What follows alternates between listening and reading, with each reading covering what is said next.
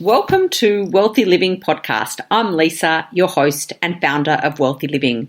It is here that I connect with a variety of wonderful humans to have inspiring and insightful conversations to help you live a meaningful, connected and well life. A place to learn and grow in confidence and clarity to make choices that support your well-being both personally and professionally. Today I'm coming to you from sunny Gold Coast in Queensland, Australia, and I'm here with the beautiful woman from my business sisterhood, Tammie Pike. Welcome, Tammie, and thank you for making the trip down from Toowoomba to join me today. Thank you for having me. Pleasure. So off air, Tammie and I asked Tammie what her favourite quote was, and this is it. She said, "There is no competition between real women. They are too damn wild to be caught in the tiny space of envy. Instead, they work, dance and play together and allow the good to flow abundantly to them all." So after working and being in the same business circles as Tammie for quite a number of years now, this quote totally sums you up, and it is definitely the essence of your work. Would you agree? Totally, definitely, especially as I grow into it, the more I expand into this space and wholeheartedly believe it. Yeah, it's an awesome quote, and I definitely resonate with it myself as well. So you've come from quite a hard. You've when we were talking, and I asked you some things about yourself, and you said you come from quite a hard childhood, which forged your way to creating the life which doesn't give staying small. Like staying small is just not an option for you, and every day is just a good day to grow spiritually, mentally, and physically. So tell me a little bit about what you mean by that. So I guess for me, for a lot of my years, I let my past define me. So what I experienced as a child through the physical abuse, the sexual abuse, everything, the mental abuse, I could easily stay in that space of victimhood, or I could be empowered in choosing how I showed up in my life. And it took until in my mid-20s that I decided that I was no longer going to let my past define me or hold me back in who others thought I was and who I thought I was because of what happened to me. Instead, I made the decision that I was going to grow and develop, and what I needed was to go on that journey of self-discovery in the spiritual, mental, and physical sense, and that every day I get to choose to do that. And I think for a lot of people who come through a traumatic background, sometimes don't know they have the choice to do that or to be able to give themselves permission to do that either. Yeah, absolutely. And it's amazing. And you do it so well. Like you've now become an international speaker, chief editor of a Mumpreneur Movement digital magazine. You're currently writing a book or co-authoring a book. You've appeared in a multi-award winning documentary, and you're a women's empowerment facilitator. You do so many things, and you really have come, like I didn't even realize, before we kind of had a conversation off air, that your childhood was quite challenging, because you don't present that way at all. Since I've known you, you've really come across as so confident, and you're doing such incredible work and helping so many people really, and so many women find the power within themselves to do what feeds them and fuels their soul. Yeah, well, thanks, Lisa, because honestly, I guess that's what I want to be the role model for, is that your past does not define who you are or your future. It helps you mold you, for your experiences. And I'm now in the space of deep gratitude for what I experienced, because it means that I can connect with a wide variety of people who've experienced multiple things as well in their life.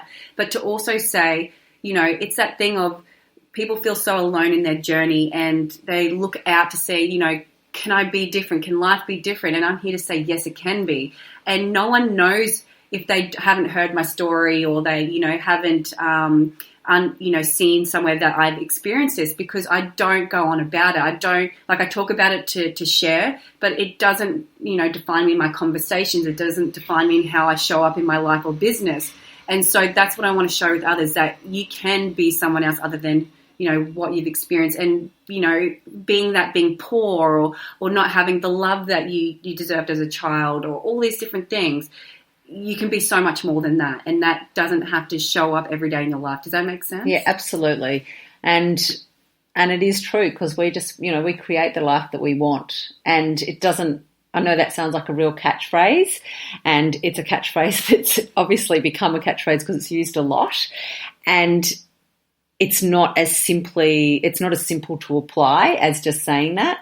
But we can write that narrative. We can change it. But it does take a lot of time, reflection, pausing, really evaluating and coming back to what we really want and how we want to do it and who we want to do it with. Mm-hmm. Definitely. And for all that, it's all about investing in yourself. And for me, it took a lot of years for me to feel worthy of investing that in myself, to say yes to me, because from going from that childhood, I went straight into my relationship at 16, and we've been together now 18 years. And so I went from, that childhood trying to please my parents to get love and all that kind of stuff and not getting it, and then going to this relationship feeling unworthy, feeling less than, so overgiving and giving my body and giving everything, to then as I got older changing and growing, and allowing myself permission to be who I really was. And even though that was so different from who I used to be, especially with my husband, he's given himself permission to grow with me, and that's been a beautiful process. But for that to happen, it took for me to have children as well, to go through motherhood, to understand the depths of the strength that I never knew I had, to open me up to, when my daughter was really sick in 2014, she really was my key to unlocking my true potential in understanding who I really want to be in this world. There's little bits leading up to that, but I have to say being a parent really was a catalyst for that expansive growth that I am to who I am now. Yeah. And so when you said that when you came into the relationship and you were a really young age and you came from where you were, and before you'd done a lot of this work, you sort of just gave yourself away. So that leads me to probably the crux of probably the conversation we may have today, and that's on boundaries, because you obviously had the loose boundaries then. You weren't really being true to yourself or respecting yourself or loving yourself enough, or even probably having enough self-awareness to know that that's what you were doing. Mm-hmm. But you've obviously come really far since then and done a lot of growth work and a lot of working on yourself and really aware of what's happening. And it doesn't mean that you don't make those mistakes as well, but you're aware of them now, and then you start to sort of value yourself and trust yourself and respect yourself more to make different choices. Yeah. So off air, we had a little bit of a conversation about the fact that this topic of boundaries is showing up a lot for both yourself again in your life, yes. More on the professional level, yes, as well as you're finding that the women in this mumpreneur movement that you're heading up, a lot of the stories that are coming through are about boundaries. And it can be boundaries. Boundaries is a huge topic because it comes under all types of relating.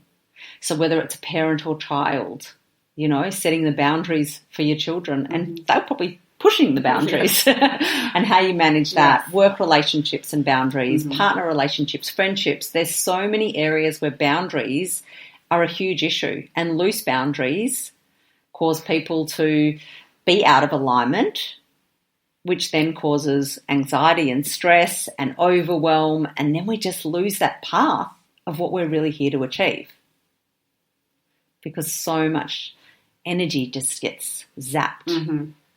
Yeah, I think it's a great topic, and one that I think, we need more than 45 minutes, but trying to really uncover that, I think it's an amazing space to have, and for women to be okay with having them as well. Yeah, absolutely. So I think that the first step for it all is probably the self-awareness and reflection, because you can't, unless you're aware that your boundaries are loose, you're just in a holding pattern that you continue to do, and you don't even realise that you've got certain beliefs or that you're acting in certain ways. So what are the first signs, would you say, of recognising that your boundaries have been crossed, or that you're even crossing somebody else's boundaries? What comes up? So for me, I guess, is trying to divert for me, with the business, if we look at the business side of things, I didn't believe in myself enough. I didn't have boundaries within myself, how I was talking to myself, how, all these kind of things, because I got into self-doubt because it was a new venture, something I hadn't done before, so I was unconfident in it. And because I was unconfident, I didn't create a space of how I was going to expect to be treated or things like that. And so what came up was I started overgiving. I started thinking I had to give what I was creating to other people. It was based on guilt showing up. As soon as we feel guilt, we've got to ask why. Why is that there? That's the first indication, I think, more than anything. Guilt of crushing someone else's boundaries, but then guilt of feeling you have to give to others all the time. Yeah, so playing that martyr role where we feel like crap. Yes. When we feel like maybe we're going to hurt somebody else's feelings. So we're managing their emotions. Yeah. And caretaking their emotions before doing what's actually right for us. Exactly. Out of fear of that. Yeah, and I feel like the thing is we always, our body is always in tune with what's right? Yeah. Like we have that deep intuition, but then we start feeling like we're not in alignment because we're not following our truth. And that guilt is that first sign of, hey, something's going on, it's not right. But if you continue to ignore it, it's going to get louder and louder, and the situation you're in is going to expand to a place where it's going to be harder to actually, navigate or move from, because you're digging yourself deeper into that space. Does that make sense? Yeah, absolutely makes space.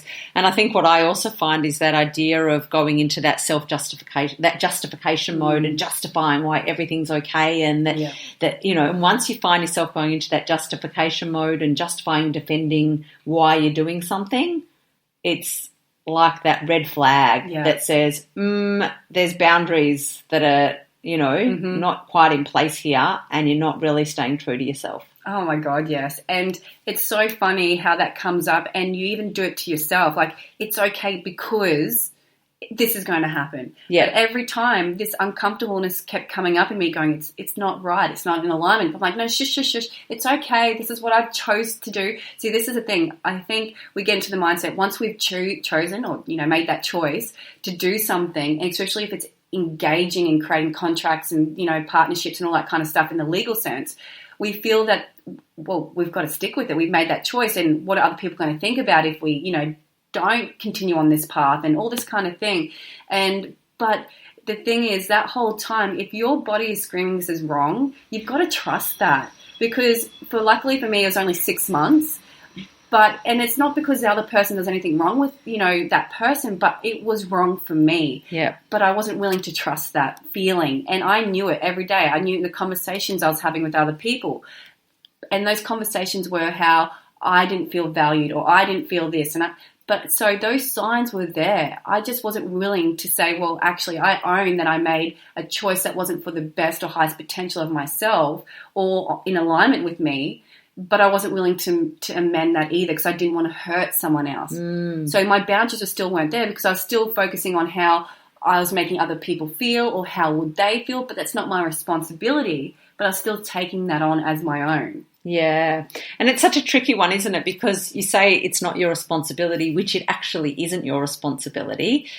But as a human, we do. And if you're, if you're really that sort of person, it is hard not to care. It is hard to hurt somebody. It is hard to feel that you're going to make a choice that's going to really have a negative impact on somebody else, and that you have to live with that feeling. And then you start to weigh up what's worse, the feeling of being misaligned, or the feeling that I have to live with that I've hurt somebody. And so it becomes this really, really quite difficult territory, which is why boundaries are something that so many people have such difficulty with. And it isn't just in work, it is with partners and friendships and all these areas, because it brings up a lot of emotion and unresolved stuff within yourself. And so getting clarity around what the right decision is can be really difficult, even if the body is shouting, because we're so good, like you said, at justifying anything. You could justify and rationalize anything. So, a story to suit what will make you feel better at that particular time. Yeah. So it is a really big and a really hard thing to do, and it does have consequence. But we've got to realise that everything has consequence. Mm-hmm. And if you, I think, you know, I love this woman. Like I think she's a beautiful human being, and hence why I went to business with her. But again, there was just, I kept, like, it was probably early on that I started feeling this misalignment. But even when I first said yes, but I didn't trust that.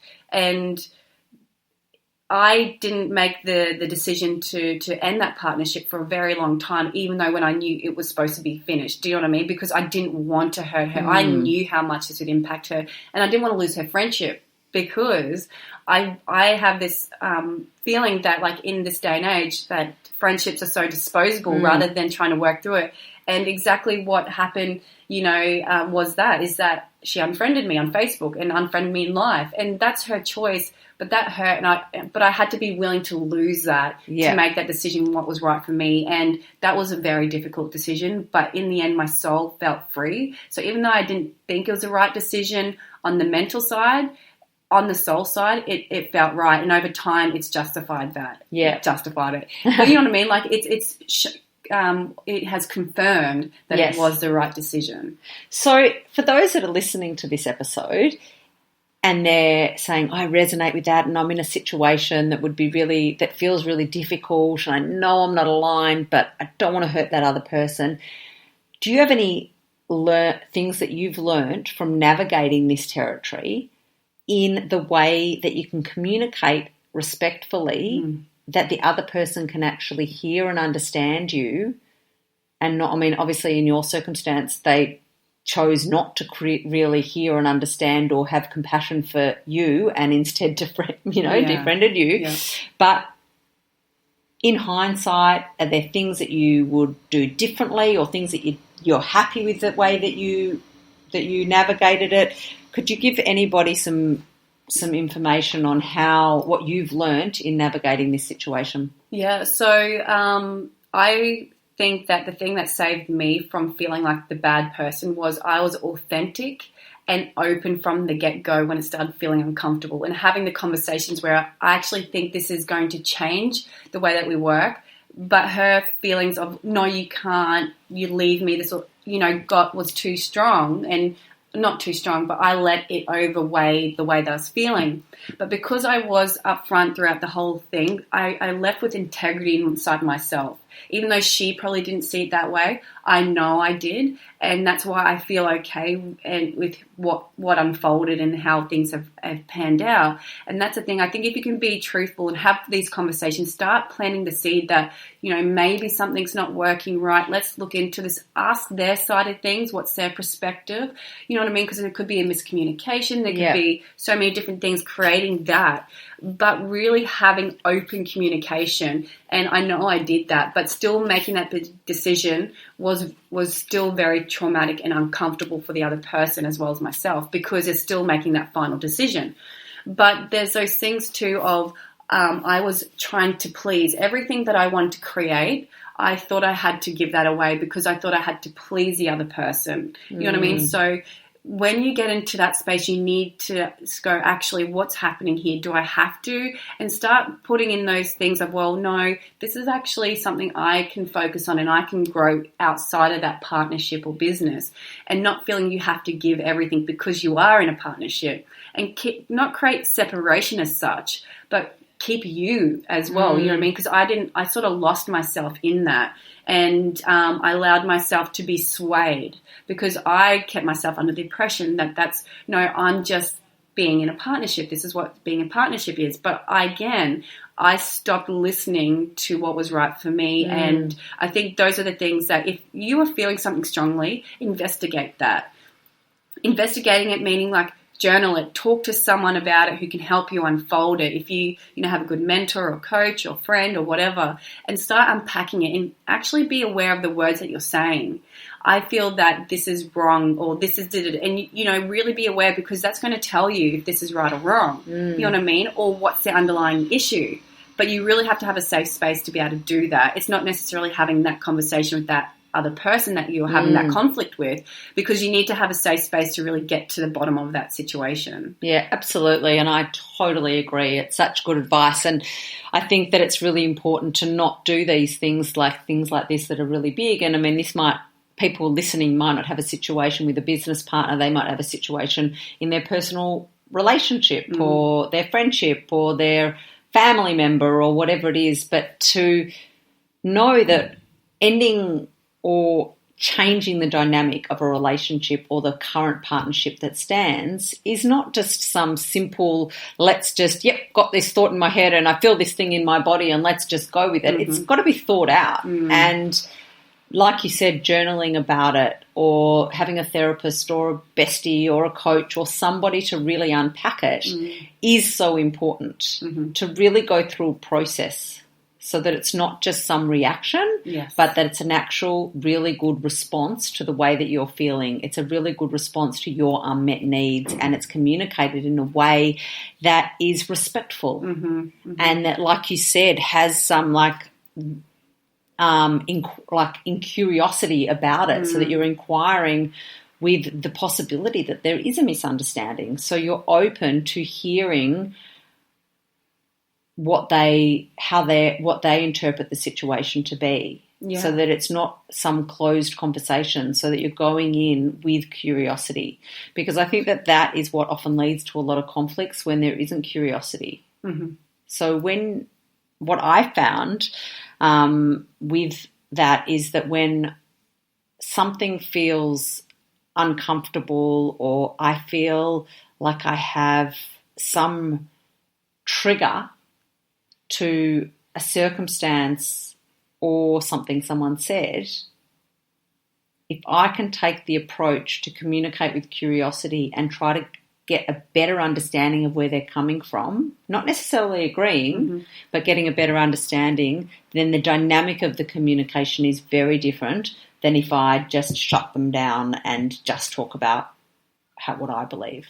Oh, I 100% agree with that in that I think the way that the world has to go for us to evolve is for us to take responsibility. Yeah, absolutely. And to let the other person tell us how they're feeling, even if we feel offended or whatever. Yeah. Because I think this is the thing of self-evolution and the evolution of our society is to do that, because we can't keep going around thinking that we can't, that it's not me, it's everyone else. I don't create this. I know I took part in this. I know what I chose to do and say and be, and the things that, upset her or, made her feel different things.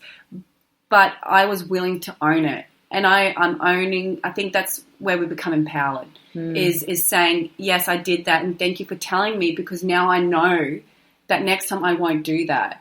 And for me, I've learned so much in business, especially with working heavily in collaboration with other businesses, that you have to be so professional. You can talk to your inner circle, but on a professional level, not to then, go around and speak how you feel. Because I'm very open in how I experience things. And so, which is unfortunate in some aspects when I wasn't mindful of what I was doing, because people took it as, I even took it, it wasn't the best thing for that business, for me to say, this is my experience. It was, not so good, blah, blah, blah, because it was really hard for me, but that was my perspective only.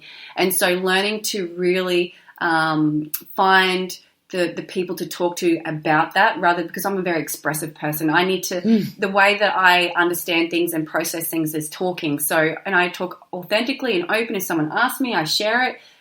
But in the business side of things, it's completely different. And I think that awareness has to come into play as well. Absolutely. So it's, really, really working out what needs processing before we share. Yes. Oh, my God, yes. Because when you're in the midst of processing, you are emotional, you're reactive, you know what I mean? And so the result isn't so good. And people don't understand that if, that's your style. And this is what this experience has given me, and why I'm so thankful, because it's given me so much self-awareness. And because I want to continue to grow and to, collaborate with more businesses, I need to know what the best way for me to show up in and how other businesses want me to show up. And yes, there's going to be times where we have disagreements and, it doesn't work out. But how can I make that a learning experience and something for me to grow from in the right way rather than in a more negative, impactful way around others? Yeah. So we really got to integrate our learnings before we try to share them publicly, basically. Yes, exactly. And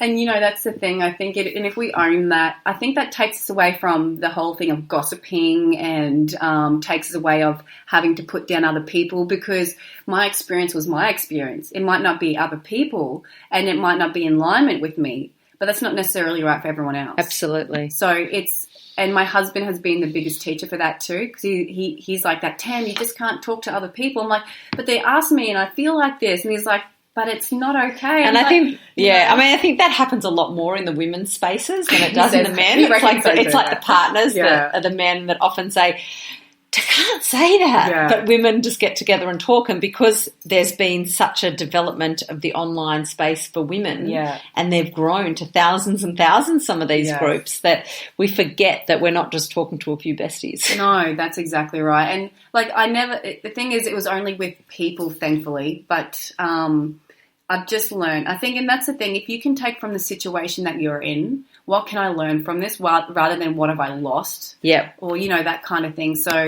I think that really empowers you as well, and it creates it as a worthwhile experience rather than you thinking that it's been, lost time, money and all that kind of thing as well. And you get out of resentment and into a more I don't want to say positive, because that's really got a shitty connotation with it as well. Like, I'm not saying being happy, joy, but it's a way that you can feel good in yourself about and know that you've done what you need to do. Yeah, so an internal resolve. Yeah, exactly. Yeah.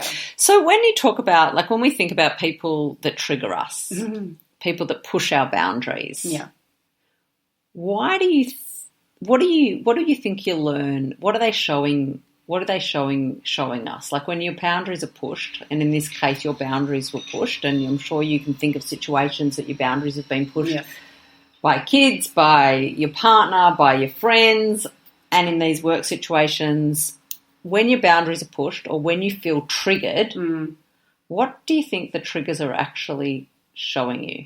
Or what are you learning from them? Yeah, I think every trigger, if you're a mum, you probably feel that every day that your kid triggers child triggers you in many different ways. In business, also, it's touching on your sore points that you haven't acknowledged or brought to the surface. So it's like a little sore or bruise that someone's pushing, and you're like, ow, ow, ow, that hurts. And, we externalize it in reacting, or we internalize it, whatever way it is that you process. But I feel that with that trigger, it's definitely a way to lean into and to ask myself, well, how wasn't I valuing myself? Why am I reacting to this? And it always usually comes back down to feeling unworthy, or you experience some situation that, left a little, sore on your soul, I guess. And if you haven't acknowledged that and worked through it, that's why it's going to keep showing up until you do acknowledge it and work on that. That's what I found in my own, journey, especially the spiritual journey, that every time you're triggered, what is that touching on you that you weren't or haven't been willing so far to work on or aware of? Yeah. And so if, for example, the triggers are touching on our weaknesses, or they're touching on our lack of self-worth or our shadow side that we really haven't brought to the light, how do you navigate that decision to when the person's pushing your boundaries, you're feeling all these things inside, when to let go because that's feeling really toxic and move in another direction, or when to actually use that as an opportunity for your own growth? This has actually happened in this obviously situation where I once upon a time would have been in the drama of it, and that's it. Well, at the end of it, I don't want to see you ever again. You know what I mean? Like, I would be cut, gone, dry, it's done. Now, in the space that I'm in, I wanted to keep the friendship. You know, I wanted to stay. And even though I received all this stuff back saying, you know, I don't want to be your friend, all that kind of stuff, I was like, well, I still would love to be yours. I understand you're processing this. So when you're ready, you know, I'm always here. Where once upon a time I wouldn't be. So I feel that I've grown in that allowing myself to be vulnerable, to be open to actually saying, it's not about being the bigger person, but actually saying, I'm still going to be here. I want to work this out with you. But sometimes it just doesn't happen. So when it's time to leave, I think is when they've just said no, you know, and they start getting into the place of really shutting you down. You know what I mean? Like there's only so much you can do. And then who knows what happens in the future. But I think you have to be aware of how far you're willing to keep going to mend something when that person's not ready either. Yeah. If they're not in that space too, then it's like talking to a brick wall. It's not going to make a difference. Yeah. So that's when I think it is when you get that feedback from them that it's like, no, done. They have no communication or whatsoever with you, or it's always negative, that kind of thing. Do you know what I mean? Like, especially if you've reached out multiple times, I think that's when that's sort of saying it's no, you know, just leave it for now. Okay, so the dynamic has really become toxic. Yeah. The behaviours are toxic. You're both not, you know, you're on different pages. And I think that you don't have to be, especially if you've done the right thing for yourself, you don't have to get into that place of being submissive or being, you know, overgiving to try and help someone feel better either. I think we have to be very mindful of that too. You know what I mean? Like if it's going to work and you're like, I'm here for you if you want to talk, and they say, just give me some time, then you give them time. But then you come back again, you know, if that relationship is valuable to you. But if they've just kept shutting that door on you, you don't keep going. You don't keep going. Because that's you crossing their boundaries. Exactly. Yeah, exactly right. So then it turns. Often that's what often happens is that you see situations where one person, and especially this is in relationships, one person crosses a boundary, and the other person sort of tries to move away, and the initial person just blocks them. Yeah. And as soon as that happens, the person whose boundaries were crossed in the first place, who decided to walk away, then starts crossing the other person's boundaries because it doesn't feel good for them. Yes. Yeah, exactly. So that uncomfortableness is what often, like you said before, is that space of uncomfortableness which then causes behaviour which is not very respectful. Yeah. And I think it's, for me, the biggest thing is I'm uncomfortable with messy. I'm uncomfortable with, you know, having to end things and, you know, big emotions, not from myself, but from, you know, feeling them from other people. But if we, again, lean into this as we are experiencing a human experience, you know, this is going to help me understand another person more or help me in other situations, then lean into the uncomfortableness. Don't try and move through it too quickly in the fact that I feel that you could easily not learn something. You just go, oh, yep, I learned something and keep going. But then it will come back again if you really, truly haven't, you know, felt the situation or the experience. I've experienced this multiple times in my life, and it came to, you know, me going, actually, you know, no, I'm not going to do it again. And having that full, complete awareness just in a different sense. Like before I was in a relationship, this time it's in, you know, business. So how many times do I have to experience before I'm willing to change or put those boundaries into place for myself or to work on my self-belief and all that kind of thing? Because everything you go to experience, we're all about evolving. So what we're going to be experiencing on the next level, so to speak, is going to be probably, you know, a completely different way, but a different level of what we've experienced before. Of course. Because we're just constantly evolving. So we want to constantly learn new skills and grow, you know, more resilience and grow blah, blah, blah, blah.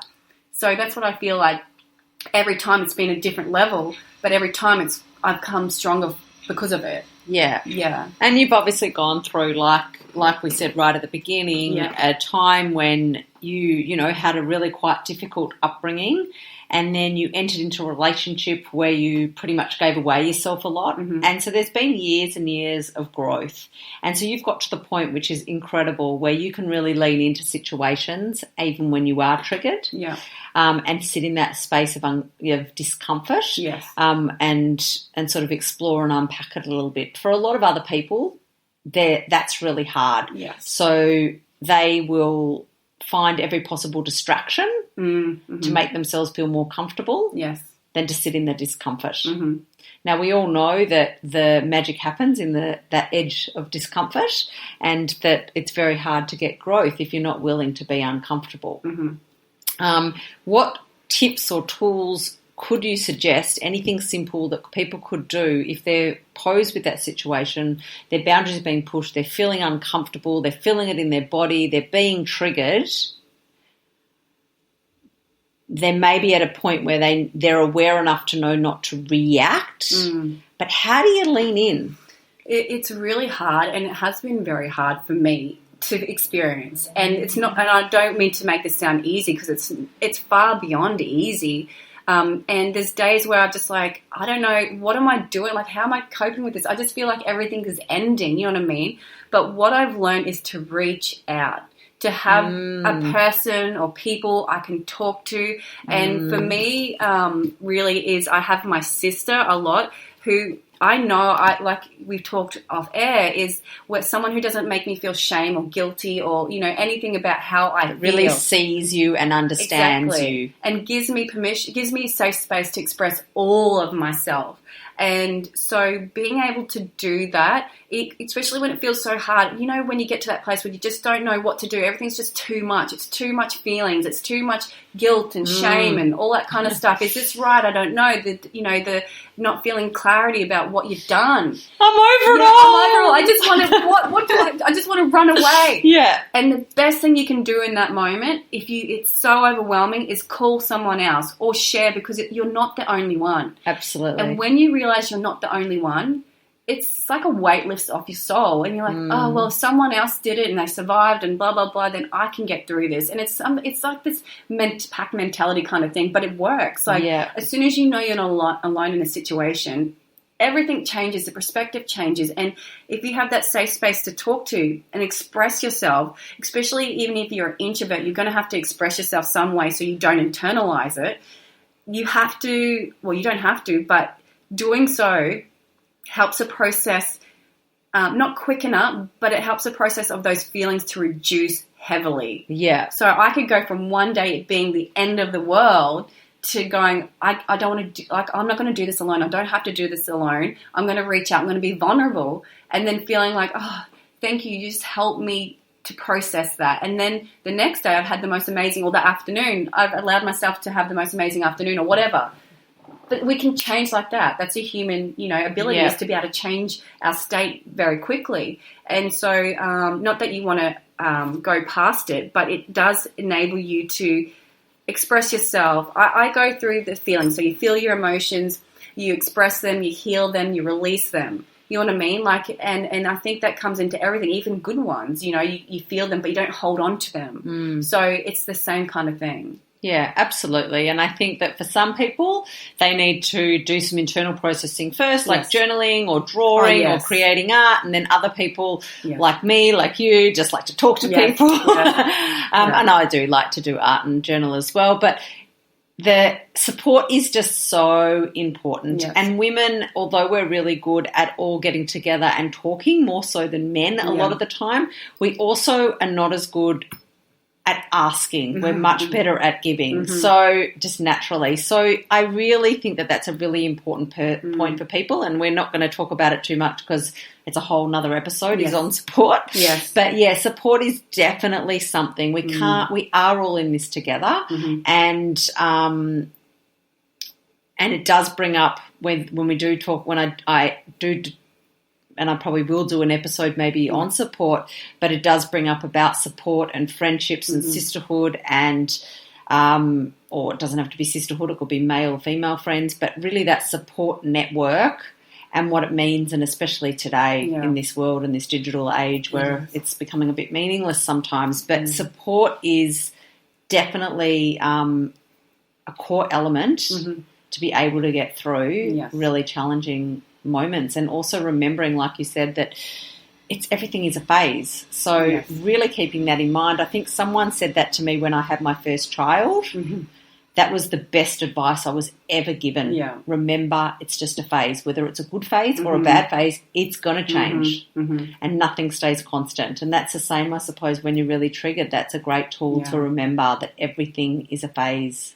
Yes, and I guess one thing I didn't share is that, I'll just quickly finish up, is that things that helped me get through this too was my daily practices and also getting different perspectives. So my daily practices included going out and being in nature. You know, that heavily for me soothes my soul. Me too. Being with animals, and as well as listening to more evolved people than me to help me see from a different perspective. So, like reframing situations. Exactly. So, at the moment, like listening to Dr. Joe Dispenza on the, the habit of unbecoming you or something like that. But changing who you are, and that's been massive because it's helped me change that perspective. So, I think there's lots of little tools that can help, but anything that can empower you in that situation, like you said, creativity, meditation, mindfulness, writing it out, reading, whatever it is that you need to help you process. Yeah. So basically when you're in those situations that feel really challenging, if you can find something that is joyful, that brings you some sort of joy in that moment, it's very hard to make bad decisions when you feel joyful. Or gratitude. Yeah, even seeing gratitude for the situation. Yeah. Thank you for this. Thank you for what I'm learning. And it sounds silly to start with, but wow, that just really does make a huge difference. I agree. Yeah.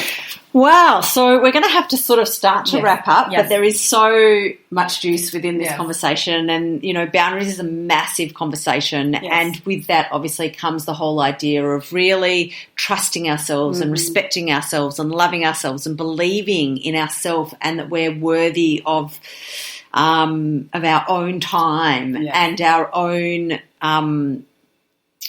practices that support our well-being, that support our business, support our relationships, and support our overall life. So, there's so much in that. There's so much more we could talk about as we just started on support and self-help practices. So, there's so much, and I could have 1,000 conversations with you, Tam. Likewise. So, thank you everyone for tuning in, and thanks, Tammie, for sharing your incredible insights today.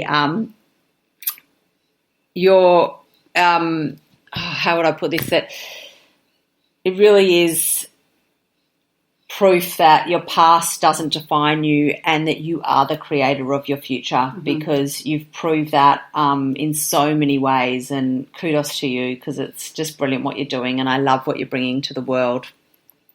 So thank you everyone for listening to today's episode. Tammie and I would love to hear from you. So what's your biggest insight or takeaway from today's conversation? If you can leave a comment and let us know, that would be great. If you'd like more information on Tammie, be sure to follow the Mumpreneur movement group. You can join that, or you can find me at Tammie Pike, my personal brand Facebook page. Perfect. And do you have a website as well? It's in the making, but it'd be mumpreneurmovement.com.au. Perfect. So I will put all of those details on the show notes below. If you've enjoyed this episode, please share it with your friends and consider subscribing to the Wealthy Living podcast on iTunes or on the Wealthy Living YouTube channel so that you can listen to more conversations with wonderful humans whose stories, knowledge, actionable ideas and wisdom can help you live a meaningful, connected and well life, both personally and professionally. I'm Lisa. I'm an integrated life, clarity and wellbeing coach, a workplace wellbeing consultant, a conversation facilitator, an event creator and host. To find out more about my services, you can visit my website at wealthyliving.com.au or connect with me on all my social media channels. Until next time, remember, connection is medicine.